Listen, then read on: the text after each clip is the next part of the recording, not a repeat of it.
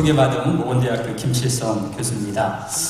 저는 현재 여러 개의 학회에서 임원 활동을 하고 있는데 한국 기독교 대학 교목회, 전국에 있는 교목의 교수님들이 모이는 그 모임에 지금 서기를 맡고 있는데, 그 한국 기독교 대학 교목회의 회장님이 저기 앞에 앉아 계신 우리 연세대학교 정종훈 교수님이십니다. 그리고 또 한 분은 이제 제가 한국 선교신학회 또 편집장을 맡고 있는데, 편집장의 역할이 뭐냐면 편집위원장님의 하시는 그 학술지 편집하는 일을 도와드리는 그런 보좌하는 역할을 하는데, 편집위원장님이 누구시냐면 좀 전에 논찬을 해주신 발표를 해주신 우리 박용환 교수님이십니다. 그래서 감히 논찬으로 이미 다 제 논문에 대한 내용을 말씀하셨기 때문에 이 상황에서 제가 또 이렇게 말씀드리는 게 과연 옳을까라는 생각이 좀 들었지만, 그래도 또 제가 이 논문을 준비하면서 참 많은 생각을 했습니다.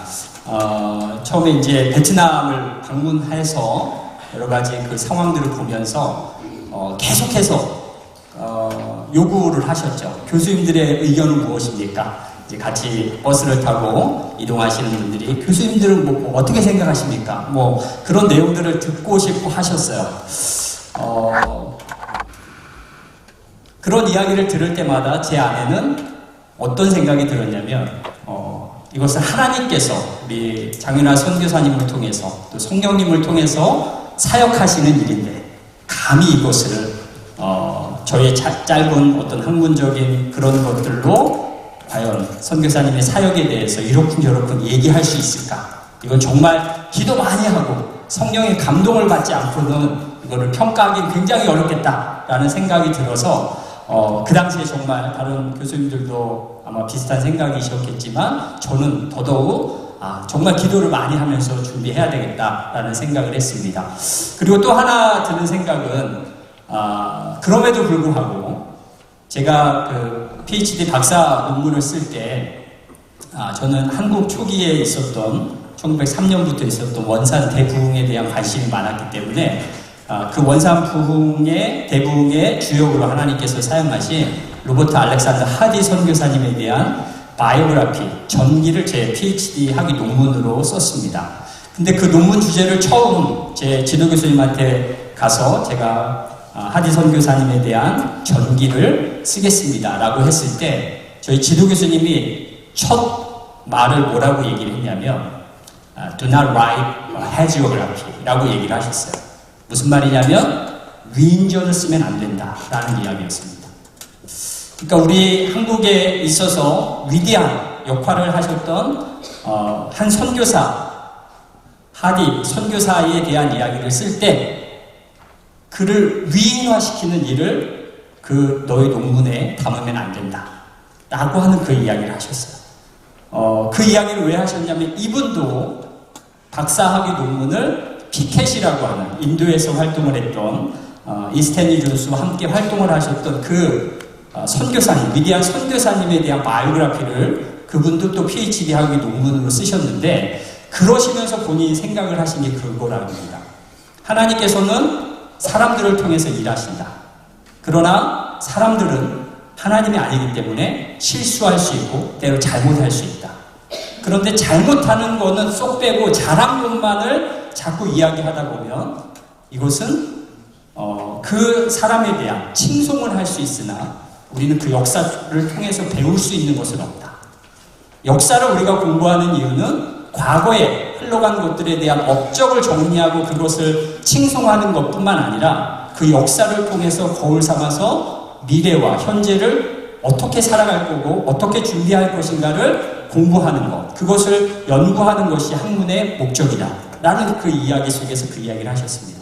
제가 왜 장황하게 이렇게 설명을 드리냐면, 바로 그런 관점에서 장윤아 선교사님, 하나님께서 정말 위대하게 지금까지 사용하시고 또 그렇게 귀하게 쓰시지만 이분을 통해서 우리가 잘하신 부분에 대해서는 정말 존경하고 또 칭송하고 해야 되겠지만, 혹시 조금 실수나 혹은 뭐 잘못된 그런 부분들이 있다면 그거를 통해서 또 우리가 반면교사를 삼아서 배워야 되는 점이 있지 않을까라는 측면에서 제가 좀 연구를 진행을 해봤습니다.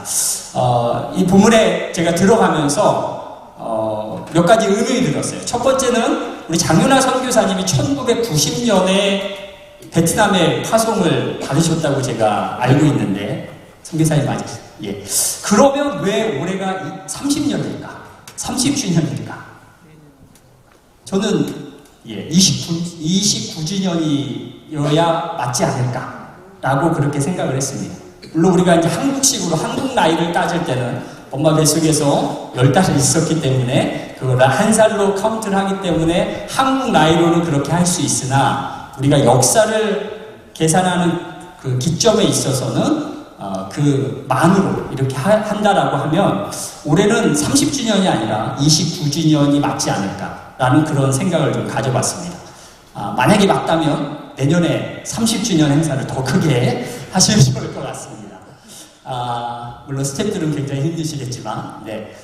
그런 생각을 좀 해봤고요. 또 장윤아 선교사님이 흔히 이제 베트남의 언더우드라고 하는 그런 이야기들을 굉장히 많은 매체나 아니면 다른 분들의 글을 통해서 보았는데, 우리 장윤아 선교사님이 여러분 아시듯이 감리교의 원래 백그라운드가 있으셨고, 또 감리교에서 신학을 하신, 안수도 감리교에서 받으신 분입니다. 근데 왜 아펜젤러가 아니라, 감리교 선교사인 아펜젤러가 아니라 왜 언더우드일까? 장로교 선교사님일까? 라고 하는 그 시작점에서 제 연구가 시작이 되었고요. 그래서 초기에 선교를 하셨던 언더우드 선교사님과 우리 장윤아 선교사님 굉장히 유사한 점이 많이 있더라고요. 그래서 그런 것들을 좀 포인트를 잡아서 제가 말씀을 드릴 거고요. 그렇지만 또 장윤아 선교사님과 언더우드 선교사님이 좀 다른 점이 있다라고 하는 그 공통점과 차이점들에 대해서 좀 말씀을 드리려고 합니다. 최대한 제가 짧게 하기 위해서 포인트만 좀 짚고 그렇게 넘어가도록 하겠습니다. 여러분 가지고 계신 자료 160페이지에 보시면 언더우드 선교사의 공통점이라고 하는 거, 언더우드 선교사님과의 장윤아 선교사님의 공통점, 첫 번째는 바로 위법적인, 그 나라의 법이 금지하고 있는 일을 있음에도 불구하고 선교 사역을 감당하신다라고 하는 것입니다.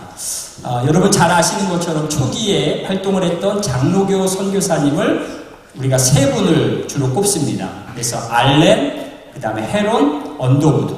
근데 이 세 분이 굉장히 많은 협력도 하셨지만 갈등도 굉장히 많으셨습니다.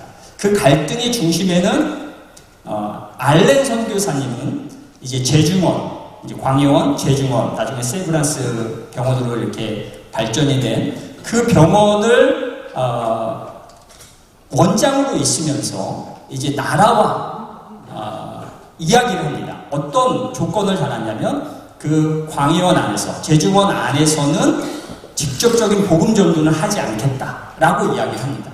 근데 알렌의 입장에서는 이것을 너무 막 공격적으로 하다 보면 오히려 조선 정부가 기독교, 개신교 선교사들에 대한 반감이 더 심해지면 오히려 선교가 막힐 거다라고 생각을 해서 조선 정부가 마음을 열 때까지 조금 더 기다리자라는 그런 입장이었습니다. 또 헤론도 그런 유사한 입장이었습니다. 그런데 언더우드만큼은 아니다. 우리가 병원을 하는 것도, 학교를 하는 것도 전도하기 위해서, 영혼을 구원하기 위해서 하는 건데 조선 정부의 법이 그것을 거절한다고 해서, 허용하지 않는다고 해서 그것을 어기는 것, 그것은 내가 복음을 전하는 이를 위해서, 하나님 나라의 법을 지키는 자로서 그것은 내가 당연히 해야 될 일이다 라고 하는 일을 합니다. 그러나 그 당시의 분위기는 언더우드가 너무 공격적으로 해서 오히려 그것이 개신교 선교의 문을 막는 것이 아니냐라고 하는 그런 분위기들도 있었습니다. 그럼에도 불구하고 오늘날 한국에서 제가 생각할 때 비슷한 시기에 감리교와 장로교가 함께 선교했지만 장로교가 월등하게 숫자가 많은데, 어떤 통계에 보니까 미국 전체에 있는 장로교 교인 수보다 한국에 있는 장로교 전체 교인 수가 50배나 많다고 합니다. 미국에 있는 장로교 숫자의 50배나 많은 한국의 장로교 교인들이 있다는 거죠. 그러니까 미국에는 실제로는 장로교의 규모가 그렇게 크지 않다라고 하는 것입니다. 근데 그만큼 큰 그러한 장로교 선교가 이루어진 그 중심에는 제가 볼 때 그 언더우드의 정신, 언더우드의 헌신, 언더우드의 공헌이 있지 않았을까 그렇게 생각을 합니다. 그런 측면에서 법이 금하지만 하나님 나라의 법을 따라서 복음을 전했던 그 언더우드 선교사님, 또 우리 장윤아 선교사님도 그와 비슷하다라고 생각을 했고요.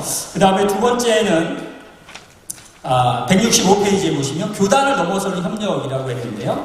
언더우드 선교사님은 이제 자기 고국인 미국과 또 캐나다에 다니시면서 안식년 때나 이렇게 또 방문할 때 많은 교회에 가면서 교단을 초월해서 가서 많은 분들에게 선교적인 그런 자극을 많이 했습니다. 물론 그에 따른 어떤 부작용도 사실 있긴 했지만 그러한 그 선교에 대한 이야기들을 할 때 많은 분들이 나도 선교사로 가겠다라고 하는 헌신하는 분들이 굉장히 많이 있었고요. 그 중에 에비슨이라고 하는 분이 이제 캐나다에서 나도 선교를 하겠다라고 했습니다. 그분은 의사하셨고 이제 나중에 세브란스 의대, 그 다음에 나중에 이제 뭐 연세대로 바뀌는 그러한 과정 모든 분들에 있어서 굉장히 중심적인 역할을 하셨던 분인데 이분이 원래 감리교인입니다. 캐나다 감리교인이었는데 캐나다 감리교회에 요청을 했어요. 내가 조선에 가겠다. 근데 이미 하디랑 같은 캐나다 토론토 의과대학 출신이기 때문에 하디가 가 있는 그곳에 나도 가겠다. 보내달라. 파송을 해달라라고 하는데 캐나다 감리교회는 우리는 아직 선교사를 파송할 만한 여력이 안 된다라고 하니까 이제 언더우드와 이제 미국 북장로교회와 이야기를 해서 그러면 우리가 당신을 보내주겠다라고 이야기를 합니다. 그때 ABC이 이렇게 얘기를 합니다. 내가 감리교인인데 장로교 선교사가 될 수 있습니까? 라고 이야기를 하니까 북장로교회, 뉴욕에 있는 북장로교회 선교부에서 뭐라고 얘기를 하냐면 감리교회 교인이어도 상관없습니다. 당신이 가지고 있는 감리교회 그 열정과 불을 선교지에 가서 전파해주면 우리는 당신을 선교사로 파송할 수 있습니다. 라고 이야기를 합니다. 그 이야기를 듣고 에비슨이 감동을 받죠. 그래서 내가 선교를 가야 되겠다 라고 하고 그러면 이렇게까지 호의를 베풀어주는 이분들을 위해서 내가 교단을 바꿔야 되겠다. 그래서 한국으로 떠나기 직전에 감리교회에서 장로교회로 이제 교단을 바꾸는 그런 일이 벌어집니다. 근데 그 중심에 바로 언더우드 선교사님이 있었다는 것이죠. 그 계기를 언더우드 선교사님이 만들었다는 거죠. 그래서 본국에서 캐나다에서 이렇게 선교를 협력하는 거에 있어서 교단을 초월해서 언더우드 선교사님이 선교 동력을 이끌어냈다라고 하는 측면. 아마 여러분이 더 말씀드리지 않아도 우리 장윤아 선교사님 지금까지 해오셨던 30여 년의 그러한 모든 사역들은 다 한국에 있는 교단을 초월해서 뭐 한국뿐만 아니라 미국에 있는 또 전 세계에 있는 그러한 많은 교회들의 협력을 통해서 바로 선교를 이어가셨다라고 하는 측면에서 언더우드 선교사님과 비슷하다라고 생각을 했고요. 그 다음 페이지 보시면 천주교에 대한 입장. 천주교에 대해서는 언더우드뿐만 아니라 초기 개신교 선교사님들이 굉장히 조금 부정적인 생각을 가지고 있었습니다. 왜냐하면 그 당시 우리나라에 들어왔던 천주교는 서양의 세력을 등에 업고 뭔가 자기들의 종교적인 신앙의 자유 이런 부분들에 대한 것들을 시도하려고 정부와 대립각을 이는 그런 대립을 하는 그런 일들이 많이 있었습니다. 그래서 그것에 대해서 굉장히 오히려 당신들이 그렇게 하면 이 나라에서 종교에 대해서 더 강압적으로 통제를 하게 될 것인데 그렇게 하면 안 된다라고 하는 측면들 때문에 천주교에 대한 반대적인 생각들이 있으셨고 언더우드 선교사님 그런 생각을 가졌고 만약에 천주교가 정말 많은 한국 사람들이 천주교화 된다면 우리는 나중에 천주교인들을 다시 개신교인으로 만드는 또 다른 선교를 해야 될지도 모른다 라고 하면서 그런 우려 섞인 이야기를 하신 그런 내용들이 나옵니다. 그런 측면에서 천주교에 대한 좀 부정적인 견해를 가지고 있었다.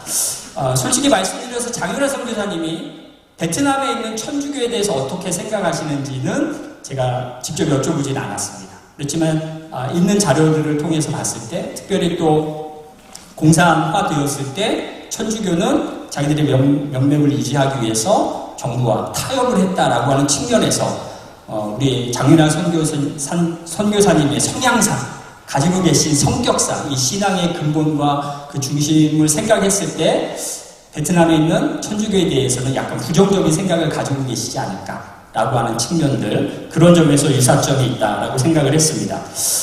이러한 세 가지 유사점 이외에 이제 차이점에 대해서 말씀을 드리면, 아까 이제 눈차려 주시고 논평해 주신 우리 박영환 교수님께서 말씀하셨는데, 현지 선교사들과의 협력이 좀 부족하다라고 하는 부분들. 근데 언더우드는 사실은 감리교와 선교를 하면서 경쟁적인 그런 마음도 많이 있으셨습니다. 그걸 실제로 선교 보고서에 표현하기도 했습니다. 그럼에도 불구하고 성경을 번역한다든지 또 찬송가를 만든다든지 또 학교나 라고 하는 그런 것들에서는 굉장히 많은 감리교와 장로교가 협력을 했다라고 하는 측면에서 우리 장윤환 선교사님은 한국과 전 세계에 있는 많은 교회와는 협력하지만 정작 베트남에서 선교 현지에서 활동하시는 다른 교단 혹은 다른 선교에 소속된 분들과의 협력에 대해서는 잘 알려진 바가 없기 때문에 그런 부분에 대해서 조금 차이가 있다라고 말씀드리고요. 그 다음에 무자격자의 의료행위라고 제가 이렇게 용어를 쓰면서 굉장히 많이 고민을 했습니다. 이 부분에 대해서. 근데 이 부분에 대해서는 물론 성도들을 정말 안심시키기 위해서 심리적인 플라시보 효과랄지 그런 것들 때문에 정말 치유를 하기 위해서, 치유의 역사가 나타나기 위해서 그렇게 하셨다라고 하실 수도 있으나 이것은 엄연히 그 나라의 법을 어기시는 것이고, 이것이 정말 직접 복음을 전파하는 그 일에 대해서 정말 필요하셨던 일일까? 라고 하는 측면에 있어서는 제가 조금 의문을 갖게 되었고요. 그 부분에 대해서 언더우드 선교사님은 명확하게 국가에서 의료 면허를 주는 거에 있어서 굉장히 엄격하게 중요하게 생각하셨던 부분이 등장을 합니다. 그런 측면에서는 우리 장윤환 선교사님과 언더우드 선교사님 좀 차이점이 있다라고 그렇게 생각을 했고요. 마지막으로 세 번째는 가족에 대한 문제에 있어서는 언더우드 선교사님은 자기 아내가 아프니까 내가 좀 안식년을 가져야 됩니다 라고 해서 미국으로 실제로 아내를 데리고 갑니다. 아내가 아프기 때문에 내가 선교사역을 잠시 두고 갑니다. 그리고 한국에 돌아올 때도 그 선교본부에 이렇게 요청을 합니다. 의사가 내 아내의 건강을 위해서는 집에 습기가 없어야 됩니다. 근데 습기가 없게 만들려면 내가 살고 있는 집을 수리를 해야 되는데 일정 부분 당신들이 좀 비용을 대십시오. 그리고 그 이상 드는 것은 내가 개인이 되겠습니다. 그것을 고쳐주지 않으면 제 아내가 또다시 병에 걸리면 내가 선교 사역을 감당하기 어렵기 때문에 이것을 꼭 해줬으면 좋겠습니다. 라고 하면서 아내의 그러한 질병 때문에 선교 사역을 잠시 중단하는 그런 일들이 있었습니다. 그러나 우리 장윤환 선교사님은 그렇지 않으셨죠. 가족들에 대해서 다 하나님께 맡기고 내가 먼저 그의 나라와 의를 구하라. 그리하면 이 모든 것을 너에게 더하시리라 라는 그런 하나님의 약속의 말씀을 붙잡고 내가 돌보지 않으면 하나님이 돌보신다. 내가 돌보는 것보다 하나님이 돌보시면 더 잘 돌보시겠지. 나는 나에게 주어진 사명, 복음을 전하는 이 사명에 내가 죽도록 충성하겠다 라는 그 마음으로 감당하셨던 부분에 있어서는 어찌 보면 언더우드 선교사님보다 더 위대한 그러한 측면들이 또 생각이 됩니다. 또 하나는 언더우드 선교사님은 이제 본인이 나이 들어서도 그렇지만 본인이 질병에 걸렸기 때문에 이제 선교 사역을 그만두고 미국으로 가십니다. 그렇지만 우리 장윤환 선교사님은 여러분 아시는 것처럼 지금도 굉장히 몸이 불편하신 그런 상황이지만 베트남 선교지를 떠나지 않고 정말 죽도록 충성하는 그러한 모습을 삶으로 살아내시는 그러한 모습이 언더우드 선교사님과는 좀 다르다라고 하는 측면들을 제가 좀 보게 되었습니다. 장윤환 선교사님이 행하신 그러한 일들 굉장히 위대하고 또 값진 그러한 열매들이고 이것이 우리 장윤환 선교사님이 지금 평소에 정말 꿈꾸는 것처럼 또 우리 선교회의 이름처럼 베트남을 넘어서 다른 지역들까지 라오스, 캄보디아, 미얀마까지 그래서 인도 차이나 반도에 정말 성령의 바람과 하나님의 그러한 복음의 역사가 있기를 간절히 바라면서 제 말씀을 마치도록 하겠습니다. 감사합니다.